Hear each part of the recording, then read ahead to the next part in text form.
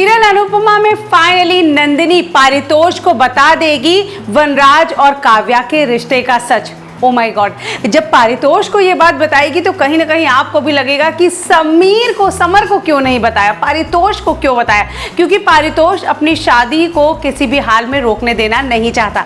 आज के एपिसोड में आप देखेंगे कि अनुपमा की मेहंदी खराब कर देगी काव्या, क्योंकि काव्या के हाथ पे वनराज का नाम लिखा था। ऐसे में काव्या ये ड्रामा करती है कि मैंने तो वनराज को जस्ट बुलाया था और इस मेहंदी वाले ने जानबूझ के गलती से लिख दिया, मैंने नहीं कहा था लिखने को। खैर यहाँ पर समर आता है और वो काव्या के हाथ से अपने डैड यानी वनराज का नाम पोंछ देता है।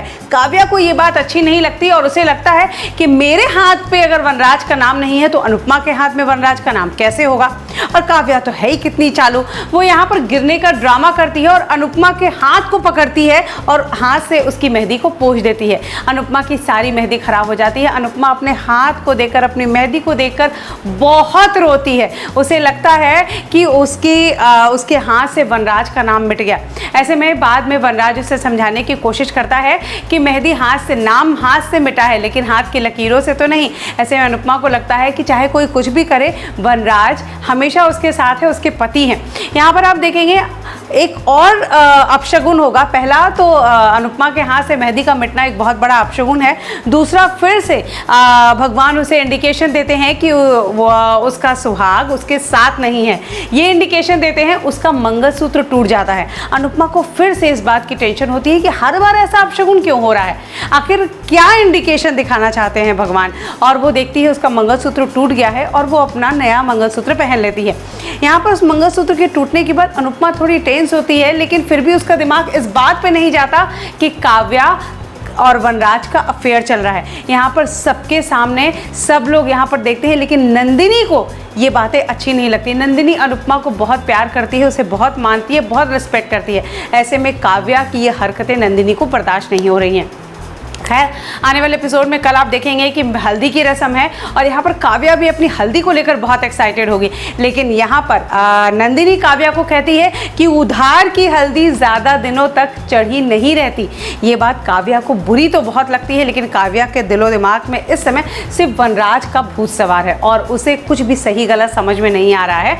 उसे लग रहा है उसकी भी हल्दी होगी और वनराज सबसे पहले उसे मंगलसूत्र पहनाएगा। वनराज भी काव्या के लिए मंगलसूत्र लेकर आया है और गाड़ी में पीछे रखा है। आज यहाँ पर देखेंगे कि नंदिनी बहुत परेशान होगी। समर को लगता है कि नंदिनी कोई तो बात कर रही है, कुछ तो परेशानी है। वो उसे पूछने की कोशिश करता है, लेकिन नंदिनी यहाँ इस बात को ऐसे ही टाल देती है और कहती है ऑफिस में कुछ मीटिंग है और वो मैं ठीक से कर नहीं पा रही हूँ प्रिपेयर, इसीलिए परेशान हूँ। समर को लेकिन समझ में आ जाता है कि ये जो टेंशन है ये मीटिंग की नहीं थी।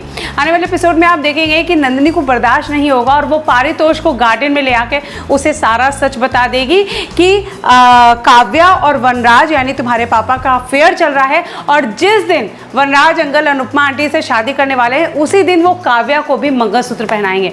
अब देखना ये है कि क्या पारितोष ये बात घर में बताएगा, क्योंकि पारितोष एक चीज को लेकर बहुत ज्यादा सेल्फिश है।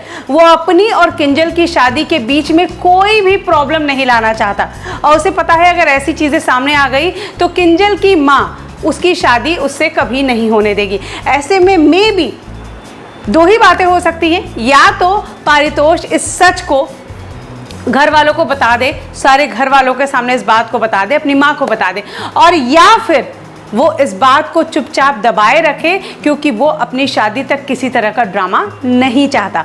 अब देखना ये है कि क्या अनुपमा के सामने ये सच आएगा, और आएगा उसके बाद हमारी अनुपमा टूटी तो वैसे भी है, न जाने को और कितना टूट जाएगी।